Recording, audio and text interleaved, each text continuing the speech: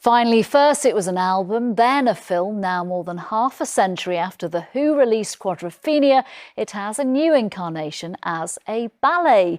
The band's songwriter and guitarist, leader really, Pete Townshend, wrote the original, and the ballet was his idea too. Quite a journey, you might think, from his guitar-smashing days. He told us he never thought Quadrophenia really needed words anyway. It was a story that defined a generation, now elegantly reimagined with all the same rebellious spirit as the film. Quadrophenia represented the mod movement of young men in post-war Britain in a new uniform. Sharp suits and parkas symbolised personal choice and a chance to change culture. And now it's back, written once again by the man who started this story half a century ago.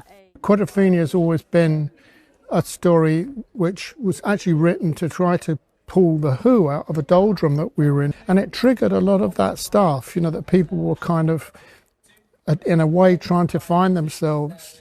And as a ballet, why do you think the music from the album, the story, works with this type of dance? It's the only medium, really, poetic medium, where there are no words at all. And I've always felt that Quadrophenia was maybe encumbered by the fact that it needed words.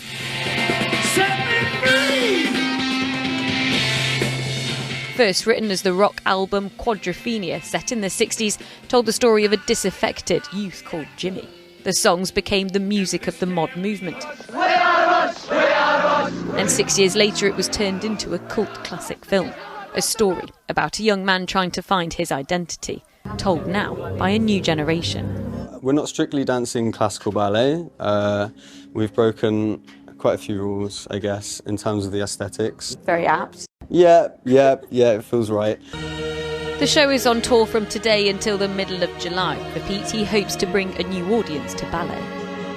I think it'll be a first ever ballet for a lot of ageing mods.